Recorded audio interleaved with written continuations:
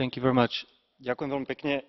Pravdu povediac, už to slovné spojenie LGBTI Free Zone, keď počujem, tak mi behá mráz po chrbte a myslím, že by malo vyvolať zdesenie vo všetkých nás, ktorí poznáme európske dejiny a ktorí vieme o všetkých tých pokusoch vytvoriť nejaké zóny bez jednej menšiny alebo bez nejakej národnostnej skupiny. A my vieme, kam tento jazyk segregácia, vylúčenia vedie a on v dejinách vždy končil násilím.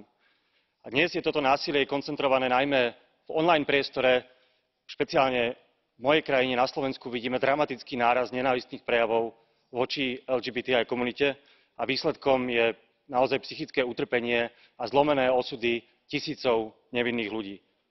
A proti tejto homofóbii, nenávisti musí zakročiť predovšetkým aj komisia, aj platformy, aj štáty, ale je to zodpovednosť politikov a najmä politikov, ktorí tento nenávistný jazyk tolerujú alebo priamo povzbudzujú, keď hovoria, že ľudské práva a rovnosť LGBTI menšín je nejakým civilizačným ohrozením.